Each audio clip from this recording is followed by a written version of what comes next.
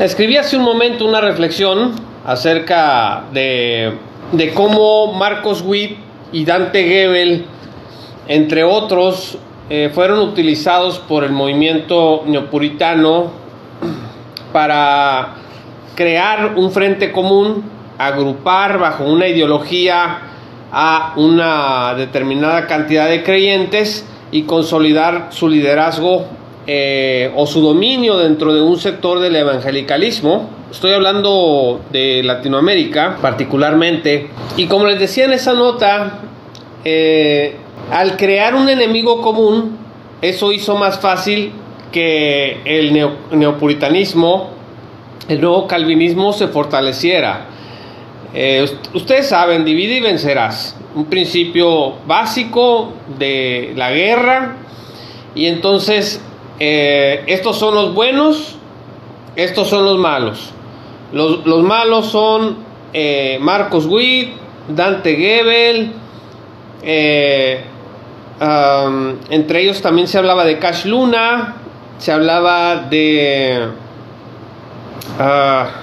tengo su rostro en mi mente, pero no me acuerdo. Guillermo Maldonado, se hablaba también de Gigi Ávila, también se habló en ese entonces. Y esos son los malos, y de este lado están los buenos. ¿Y quiénes son los buenos? Bueno, pues del lado de los buenos está John MacArthur, está Paul Washer, está Steve Lawson, está Owen Strachan,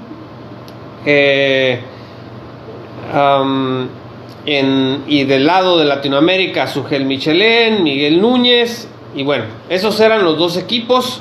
Y si tú estabas, tu deber como cristiano que amara la sana doctrina era ir para el lado de MacArthur, Washer y todos ellos, salirte del lado de Witt y de Gebel y de todos ellos. Entonces tenías que pasarte para acá. La lógica era muy sencilla. Si tú te lograbas pasar para este lado, entonces tú ya eras de sana doctrina.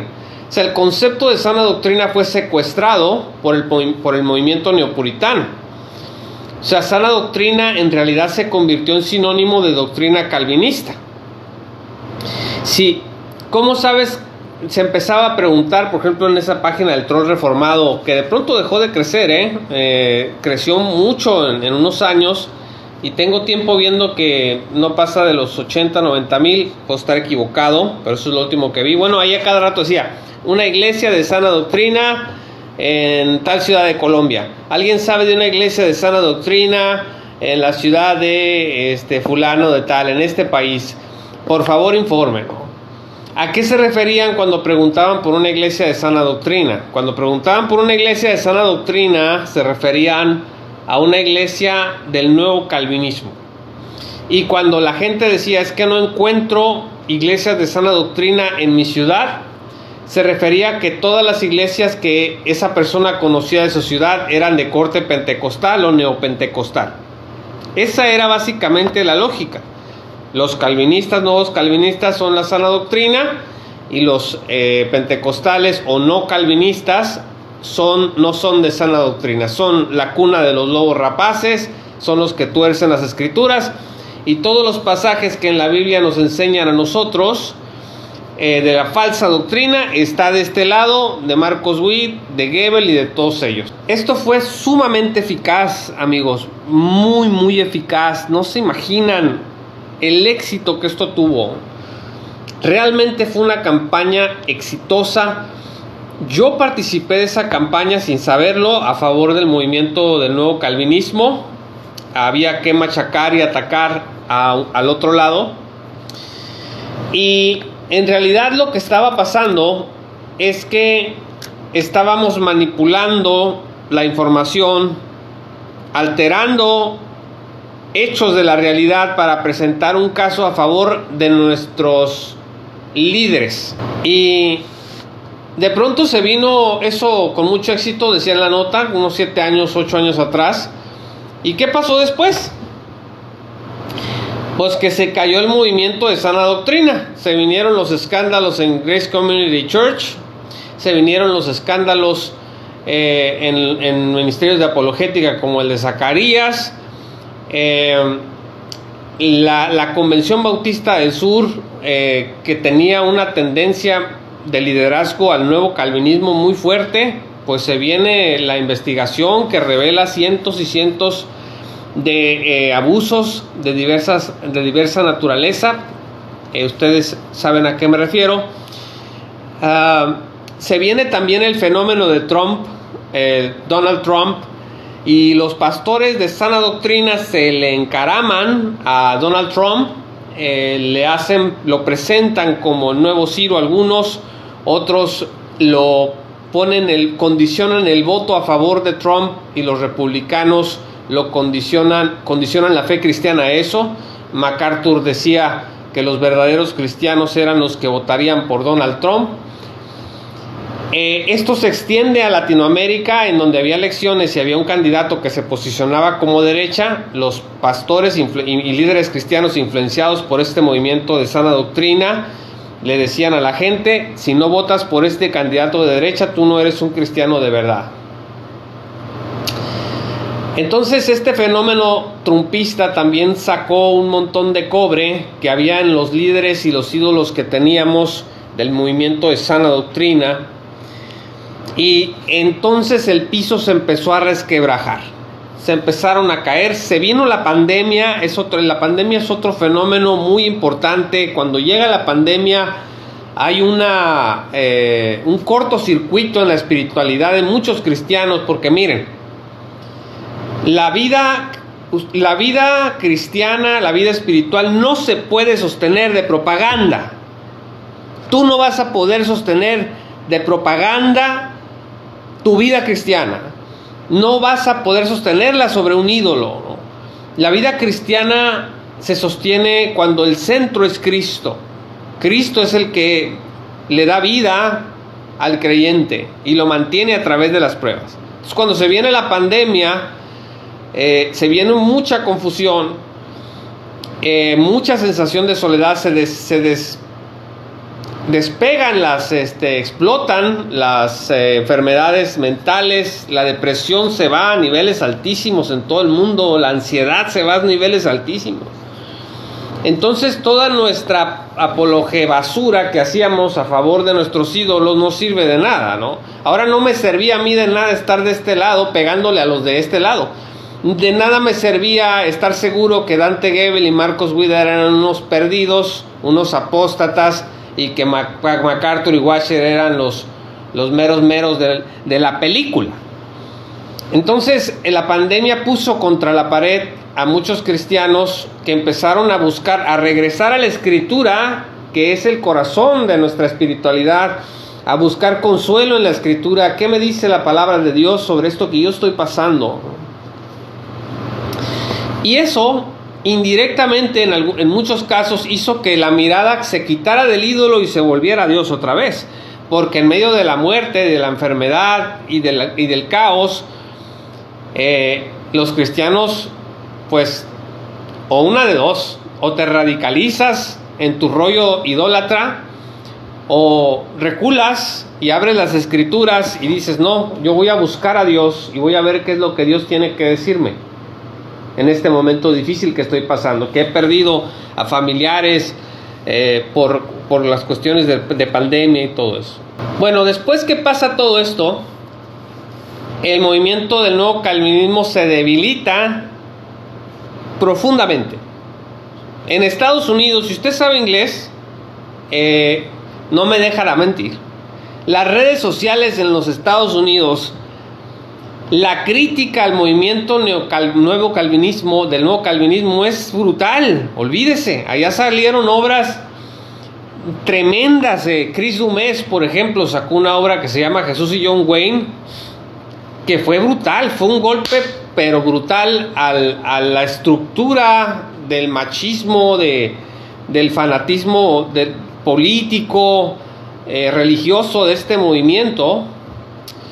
Y bueno, ¿qué hizo el movimiento neopuritano? Empezó a acusar a Chris Dumes de feminista, de pro-LGBT, de queer y todo eso.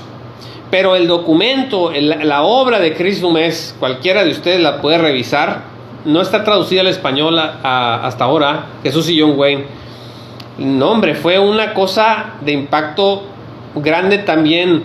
Beth Allison Barr sacó otra obra importante sobre la historia del ministerio de la mujer a lo largo de los siglos. Es un documento también que yo creo que todos los complementaristas deberíamos de leer para matizar y mesurar nuestro discurso, ¿no? Bueno, y salieron muchas otras obras del nacionalismo cristiano en inglés. Y en Latinoamérica, pues, como que nada más la gente se quedó patinando a ver qué pasaba, volteando a los Estados Unidos, a ver qué decían los ídolos allá, y escuchando lo que los intermediarios de idioma español nos decían de esa gente. Yo era uno de esos intermediarios en aquellos años, ¿no? Yo me bajé de todo eso hace tiempo y empecé a ver lo que estaba pasando desde fuera. Bueno, ¿qué pasó entonces? Que los influencers que hacen de mediadores entre ese grupo cuya reputación está por los suelos ahorita, de supuesta sana doctrina, por todo lo que les he dicho anteriormente, los influencers ahorita, como Graham, Bass, también Mejía y otros que son como el cordón umbilical entre el latinoamericano que no sabe inglés y ellos. El Chosen también tiene eso, no sé si es chileno, de Argentina, también se la pasa compartiendo lo que pasa en el ministerio de MacArthur, por ejemplo, en el caso de él. Bueno, algunos de ellos, no todos, están tratando, como están en un punto en donde ya no tienen la misma influencia, están regresando a las viejas mañas y están sacando, o sea, se están preguntando cómo le hacemos para mantener a la audiencia, ¿no? O sea, mi audiencia antes estaba súper enfocada en lo que yo decía, porque los líderes de la supuesta sana doctrina, pues no, todavía no se revelaban todos los escándalos. Pero ahora que se revelaron los escándalos y que la reputación de sectarios está a todo lo que da, ¿cómo le hago para mantener a la audiencia? Y están tomando una decisión estos creadores que me parece terrible. Están optando por regresar a los viejos boogeymans. Un boogeyman es una criatura mitológica que un papá usa para asustar a su niño para que le haga caso. Por ejemplo, en Latinoamérica a veces se habla del cucuy. ¿Te acuerdas de niño? El cucuy te va a comer. Ten cuidado, el cucuy te va a comer. Métete, es noche. Ahí viene el viejo que se lleva a los niños, el que va cargando el costal. Ese es un boogeyman. Bueno, los boogeymans que están invocando ahorita estos creadores de Apología Basura, me parece, son los mismos de hace 10 años. O sea, otra vez hay que hablar de Goebbels, otra vez hay que hablar de Marcos Witt, hay que volverle a... Noten ustedes que de pronto esto bajó. Eran motivo de memes, de risa, de burla. No eran importantes, pero de pronto se están convirtiendo otra vez. Witt, por ejemplo, acaba de salir en la portada del Times. Goebbels trae una gira internacional y nunca había tenido tanta audiencia como ahora. Dante Goebbels me refiero. Entonces, no encuentran que otra manera de mantener a su audiencia conectados con estos creadores, y entonces otra vez están volviendo a los viejos boogeymans y a grabar en contra de Witt, en contra de Goebbels. O sea, ¿qué nuevo puedes decir de ellos, no? ¿Qué otra cosa nueva puedes decir de ellos que ya no se haya dicho, no? Ahora, el Dante Goebbels y el Marcos Witt de hace 20 años, pues no puede ser que no sean los mismos de ahora, ¿no?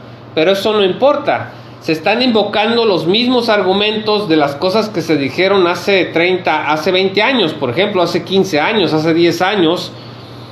Y de las cosas más recientes, en realidad muchas de ellas no tienen sustento. Hay muchas réplicas contra Marcos Witt, por ejemplo, que ya no tienen sentido, ¿no? Como que había escrito que cantaba una canción para el diablo y todo eso, ¿no? Que si, por ejemplo, que enseñaba un falso evangelio porque no enseñaba nuevo calvinismo, porque él decía que Dios está esperando que nosotros respondamos a su llamado y no va a hacer nada si nosotros no respondemos. Y una de las críticas a Witt era: ese es un apóstata falso maestro que dice que Dios está atado de manos. Bueno, lo que pasa es que Witt no es calvinista, simplemente eso. Witt no es nuevo calvinista, ni neocalvinista, ni calvinista, no es reformado. Simplemente le está hablando desde lo que él considera que las escrituras enseñan, ¿no? Entonces este tipo de argumentos, no digo que no esté equivocado en otras cosas, todos de alguna manera tenemos cosas que se nos pueden cuestionar, unos más que otros, pero ese tipo de argumentos ya no tienen sentido, ¿no? Ya no tienen sentido si tú entiendes que el nuevo calvinismo, la fe reformada, es simplemente una interpretación entre otras interpretaciones de las Sagradas Escrituras. Pero eso hace 8 años no era así. Hace 8 o 10 años, ser calvinista era ser de sana doctrina. Ser calvinista era confesar la fe novotestamentaria. O sea, si tú eras calvinista, quiere decir que tú eras un verdadero cristiano. Y si no eras calvinista, quiere decir que eras una persona que estaba confundida. De ese tamaño era el fanatismo. Eso ya se cayó. Entonces están sacando estos creadores nuevos videos con viejas informaciones, invocando cosas que se han repetido 1000 veces, y la gente sigue consumiendo eso. ¿Por qué mejor? Fíjate, quiere decir que no tiene nada más que ofrecer. ¿Por qué no decir: vamos a entrar en una serie a estudiar la teología que hay en Romanos, o vamos a hacer un estudio de Gálatas, o vamos a estudiar la teología del pacto? Vamos a estudiar la teología del pacto en los últimos libros de la teología del pacto que han salido. Vamos a estudiar, estoy hablando del espectro reformado. Miren, acaba de salir una obra que presenta esta situación. Vamos a compartir, vamos a contrastar esto con otras tradiciones. Se vale también seguir haciendo intercambio con otras tradiciones teológicas. Si el pentecostalismo, por ejemplo, tiene cosas que se le puedan seguir analizando, y al mismo tiempo que la teología reformada, bueno, pues se puede hacer eso de manera ordenada y sobre todo respetando a tu audiencia, ¿no? Pero no, o sea, voy a mejor a grabar un contenido en donde voy a sacar del pasado lo que hace 10 años andábamos diciendo de Marcos Witt, de Dante Gebel y de otros. Yo no sé si ustedes se dan cuenta de eso. Entonces no tiene sentido. Déjeme leerle un pasaje que está en Proverbios 21:6. Fíjese lo que dice la palabra de Dios. Amontonar tesoros con lengua mentirosa es aliento fugaz de aquellos que buscan la muerte. Amontonar tesoros con lengua mentirosa es aliento fugaz de aquellos que buscan la muerte. Bueno, referido en diferentes contextos, particularmente al contexto del dinero, de hacerte ilícitamente de un patrimonio, pero también hacerte ilícitamente de una audiencia. O sea, mantener a una audiencia cautiva con lengua mentirosa. ¿Y a qué me refiero con eso?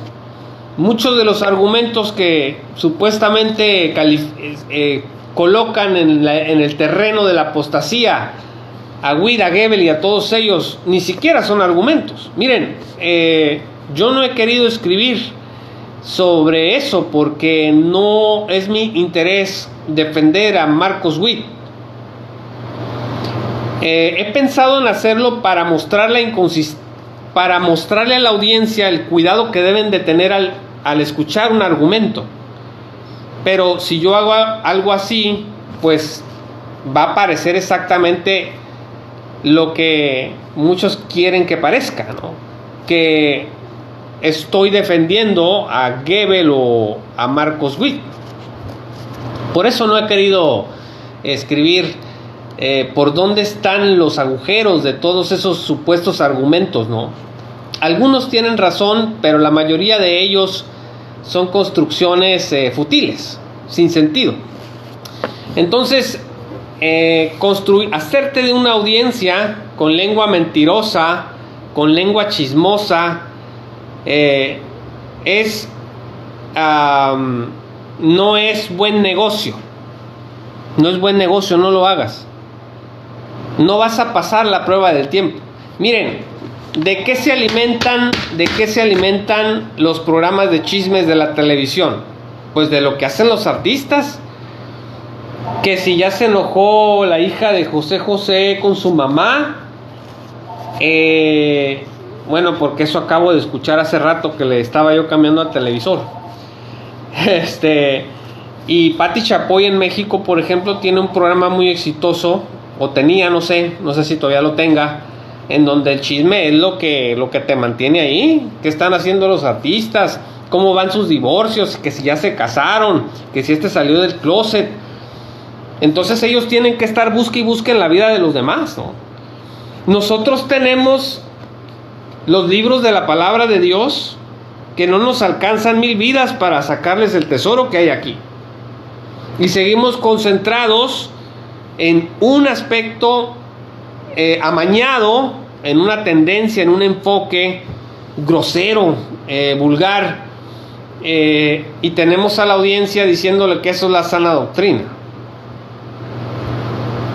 Entonces, no nos hagamos de una audiencia con lengua mentirosa y haciéndole perder el tiempo a la audiencia. Otra vez, yo no sé si lo pensarán los que ven estos contenidos, otra vez sobre Goebbels. Bueno, a ver, escribió un libro, ¿hay algo nuevo que se pueda revisar de esto? ¿O son las mismas cosas de todo el tiempo? Así que, abusados con eso.